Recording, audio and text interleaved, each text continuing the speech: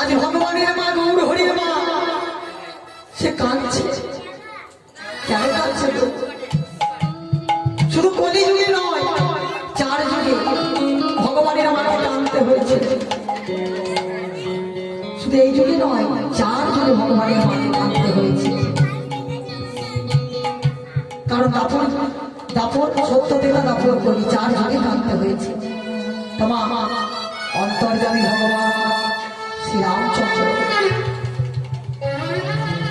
যখন 14 বছর বনবাসে গিয়েছিল, বনবাসে পাঠিয়েছিল কে? কৈকেয়ী। রামের মা ছিল কৌশল্যা।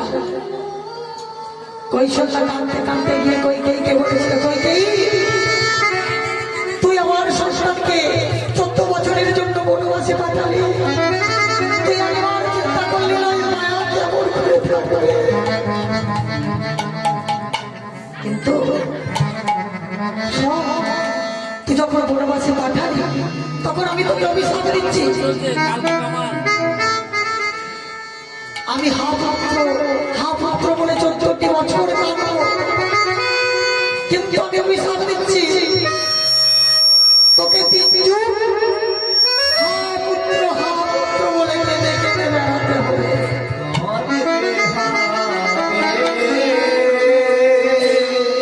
তোর প্রথম জন্ম হবে, তুই হবি ইন্দ্রতুঙ্গ রাজা স্ত্রী, তোর নাম হবে কর্ণিচা।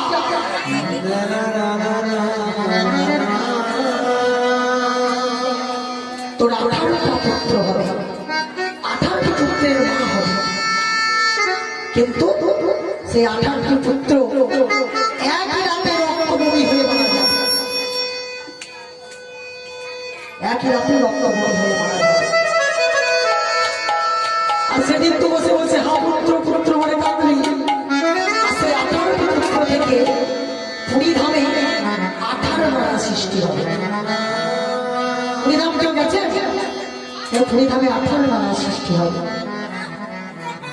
আর তুই সেই 18 নালার পাশে বসে বসে হা পুত্র বলে কাঁদবি। যেদিন কোন সাধুগুরু বৈষ্ণবে চরণ ধরি তোর গায়ে লাগবে, সেদিন তো মুক্তি পাবি। এই গেল প্রথম জন্ম। আর দ্বিতীয়,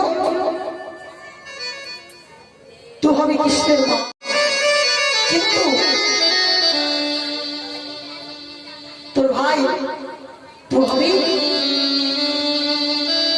কংসের বউ। তোর স্বামীর নাম হবে বসুদেব, আর তোর নাম হবে দেবকী।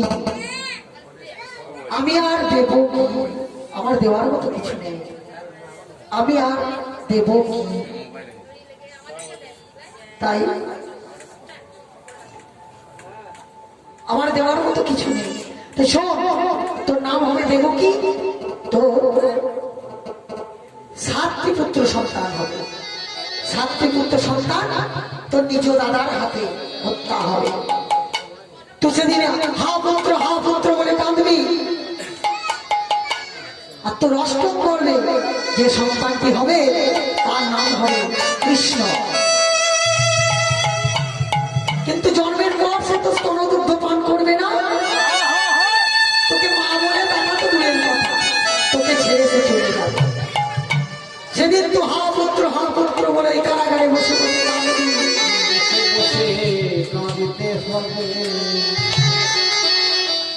আর শেষ জন্ম অর্থাৎ কলিযুগ, সেই আগত কলিযুগে তুই হবি জগৎনাথ মিশ্রের ঘরণী, তোর নাম হবে সচিমাতা। তোর 2টি পুত্র হবে। প্রথম পুত্র যাকে তুই এই সারা বিশ্বের রূপ দিয়ে তার জন্ম দিবি, তার নাম হবে বিষ্ণু। সারা বিশ্বের রূপ দিয়ে আর বানিয়ে তো তার জন্ম দিবি, কিন্তু সেই তোর কাছে থাকবে, তোকে কাঁদিয়ে সন্ন্যাস নিয়ে চলে যাবে।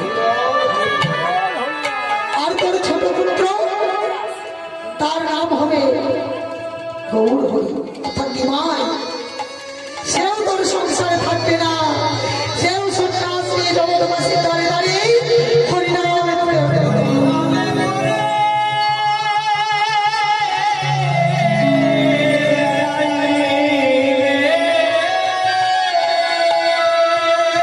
সেদিন তুই হা পুত্র বলে কাঁদবি।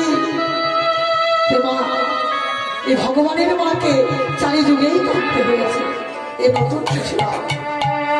তারপরে বলুন নিতাই